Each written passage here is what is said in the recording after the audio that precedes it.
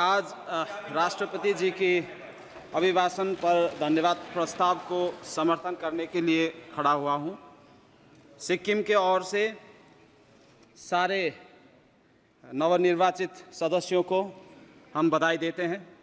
और सबसे पहले तो सिक्किम के जितने भी वोटर्स हैं, हम हृदय से उनका धन्यवाद करते हैं कि उन्होंने फिर एक बार इस सदन में सिक्किम और सिक्किम की जनता का बात को आगे रिप्रेजेंट करने के लिए मौका दिया है। जैसे राष्ट्रपति जी ने कहा कि ये 18वीं लोकसभा ऐतिहासिक है कि यह अमृत काल में भारत प्रवेश कर रहे हैं और ये 18वीं लोकसभा सिक्किम के लिए भी अत्यंत ऐतिहासिक है, ये बहुत स्पेशल है। 2025 साल में सिक्किम इस भारत का अभिन्न अंग एक 22nd स्टेट के रूप में रहा 50 साल पूरा हो रहा है और हम एसकेएम पार्टी और हमारे सरकार इस स्वर्ण जयंती के अवसर पर हमारे राज्य सिक्किम को स्वर्णिम और समृद्ध बनाने की कमिटमेंट लेके आगे बढ़ रहे हैं। पिछले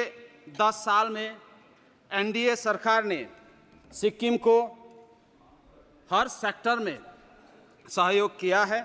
सिक्किम के विकास के लिए बहुत सारे काम किया गया है। जो सिक्किम एक हिमालय राज्य है और वहाँ के रोड्स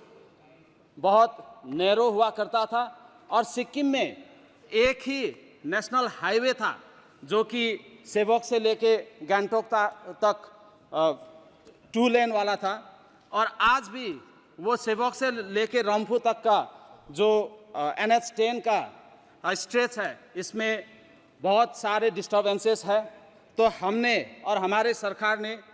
माननीय प्रधानमंत्री जी को भी रिक्वेस्ट किया है कि इसको NH10 को कोई भी सेंट्रल एजेंसी NHIDCL हो या कोई भी सेंट्रल एजेंसी में दिया जाए, क्योंकि बंगाल सरकार की तरफ से इस नेशनल हाईवे 10 को ठीक से मेंटेन ना करने की वजह से सबसे बड़ा नुकसान सिक्किम को हो रहा है। और हमारा स्टेट एक ब्यूटीफुल स्टेट है। आप सब कहीं हम सदस्यों ने सिक्किम में टूरिज़्म और घूमने के लिए आए होंगे और लास्ट 10 इयर्स में तो एनडीए सरकार बनने के बाद हमारे मंत्री लोग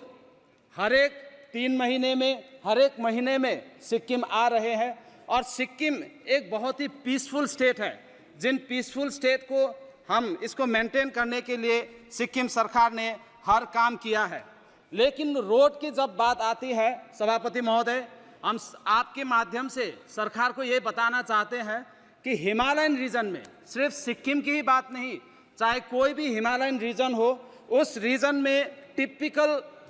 इश्यूज रहते हैं और वहाँ पे ज़्यादातर 5 से 6 महीने तक तो मानसून चलता है और मानसून के चलते वहाँ पे इतना ज़्यादा लैंडस्लाइड्स होता है कि रोड डिस्टर्ब होना वो ऑब्वियस है। इसलिए हम सरकार से यही निवेदन करना चाहते हैं कि Himalayan region, not only Sikkim but entire Himalayan region के लिए जो पॉलिसीज़ बनते हैं रोड्स में हो और कोई भी पॉलिसीज़ में एक्सेप्शन रखनी चाहिए और उसके लिए फंड्स और उसके लिए पॉलिसीज़ अलग से बनना चाहिए। और हम ये भी रिक्वेस्ट करते हैं कि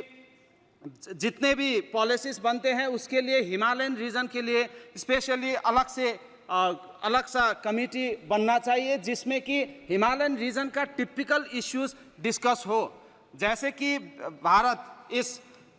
2047 तक में विकसित होने का जो प्रारंभ किया है, हम प्रधानमंत्री जी के साथ हैं, हम सरकार के साथ हैं, हम भी सिक्किम से कुछ करना चाहते हैं। तो सिक्किम हमेशा से पीसफुल स्टेट रहा है और पिछले दिनों में आपने देखा सभापति महोदय कि क्लाइमेट चेंज कितना विजिबल हो गया है और इस क्लाइमेट चेंज की वजह से सबसे ज़्यादा किसी को अगर असर हो रहा है तो हिमालयन रीजन्स को हो रहा है और हमने ग्रीनरी इतना ज़्यादा बना के रखे हैं। सिक्किम में आपको बता दूं सभापति महोदय, थोड़ा सा टाइम देना चाहूँगा, थोड़ा सा 1-2 मिनट, बहुत से माननीय सदस्य हैं, इतना बताना चाहूँगा। समय जितना है सभापति महोदय, आपको बता दूं कि मैं सेकंड टर्म का हूँ और पहली बार इतना टाइम मिला है सभापति महोदय। ये एक पॉइंट मैं कंप्लीट कर दूं, उसके बाद मैं कंक्लूड कर लूँगा। तो जितने भी हिमालयन ये क्लाइमेट चेंज इतना विजिबल हो गया है, ये हीट वेव हुआ, अनप्रेसिडेंटेड रेनफॉल हो रहा है, ऐसा रेनफॉल हमने कभी देखा नहीं। और सिक्किम में लास्ट ईयर इतना बड़ा फ्लड हुआ जिसका हमें एक्सपेक्टेशन था ही नहीं, और इसका रिपोर्ट हम पूरा बना के सरकार को दे भी चुके हैं, और एनडीए सरकार हमें पूरा सहयोग कर रहे हैं इसमें। तो हम इतना चाहते हैं कि सिक्किम के लिए भी और हिमालयन रीजन के लिए अलग सा पॉलिसी बनाने का, डिस्कशन बनाने का एक कमेटी बनाया जाए, जिस कमेटी में हमारा टिपिकल इश्यूज हो, और इस डिलिमिटेशन के साथ हमारे वुमेन एम्पावरमेंट को भी आगे बढ़ाया जाए। इसी के साथ मैं राष्ट्रपति जी का अभिभाषण का पूर्ण समर्थन करता हूं। Thank you so much.